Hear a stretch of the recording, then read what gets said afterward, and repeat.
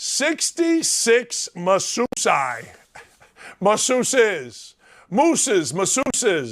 is what Deshaun Watson has. Here's the situation right now for Deshaun Watson. New York Times just came out with a huge piece detailing Deshaun Watson and all of the crazy stuff that he was into. And it basically said he's got 66 masseuses, and it goes through some declined comments, some everything was fine, 15 of them defended him, 24 of them have now charged him, or not charged him, sued him. It goes through all the numbers. It comes up to 66. And it's fascinating because most people say, to me anyway, hey, look, here's the deal. You get a masseuse, you like the masseuse, you stay with the masseuse. Now, some people also say, look, there's different types of masseuses, one for your back, one for a deep Swedish, one for your face, one for your leg. I don't even know. Let's just say, for the sake of argument, 66 doesn't sound like a lot in a lot of areas. I got 66 cents. I got $66. That's not enough. I got 66 channels on my TV. Well, I got 3 billion channels. So in some areas, 66 doesn't seem like a lot, but I got to tell you, 66 masseuses seems like a lot. I mean, if you were going to write out all the names of all the masseusi, that would be a lot. That would cover some pages. That would be, I don't know, 2 or 3 legal pads worth of pages. Now, look, I'm not saying he did anything wrong. I'm not. I'm just saying it seems kind of odd to me he had 66 masseuses. And here's the situation that you're in yesterday, and now the New York Times has written. And look, I understand this. When I read the New York Times or I read any newspaper, I take them for what it's worth. I take that they're going to have a slant. I take that slant is going to be towards whatever their particular slant is, whatever protects them. So it is a little surprising when someone like the New York Times comes out against a prominent African American. It actually is very surprising. But again, newspapers go like that. They see which way the wind's blowing, and this is what I said yesterday. If you are the Cleveland Browns, what the hell do you do about this? Tell me what you do.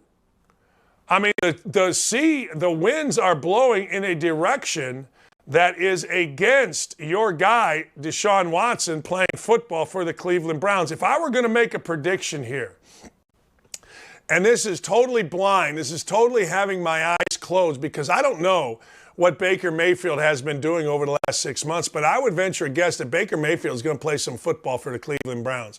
I would venture a guess that within the next couple of weeks, the Cleveland Browns are going to sign Baker Mayfield, or at least not sign him, at least all of a sudden change courses with Baker Mayfield. Now, am I wrong about this? I would be 100%. I could be wrong.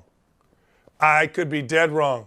But it would not surprise me even a little bit if out of the blue, Baker Mayfield comes back, at least in their minds, for a short-term segment. You know, Stanley Ray today on Twitter says this: how they treated Baker Mayfield should tell everyone not to trust anyone in the organization, and giving a multi-year contract to a player that even if he makes the field will be a huge distraction. Respect is not the Browns' motto. I feel bad for the players. A lot of people have turned the other way on Baker Mayfield. At Buckeyes houses, I hope Baker Mayfield ends up having a last laugh. Browns really messed this up. Hollywood Meach says if he's a predator, talking about Deshaun Watson, why isn't he in jail? Why wasn't he arrested? Why wasn't he indicted? Being a freaky dude doesn't make you a criminal. Is he a wild boy doing things I wouldn't sure, but he sure but he has a thing that gets him off, and I believe when it comes out, it will be consensual.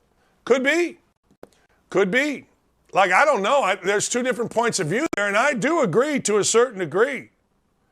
To a certain degree, I agree with Hollywood Mensch. I mean, look, they had a chance to indict him, 2 different grand juries.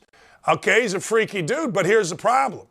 He's a freaky dude that for however freaky he is or isn't, however consensual it was or wasn't, you got 24 women that disagree with it just being a freaky dude and being consensual. That's what you got. You got 24 women that have been brave enough to file a case in civil court. So freaky dude or not freaky dude, consensual or not freaky, or not consensual, and these women, by all accounts, again, we don't know for sure, but by all accounts, according to lawyers, have turned down money turned down money to settle this thing. So they are not afraid to go forward with this.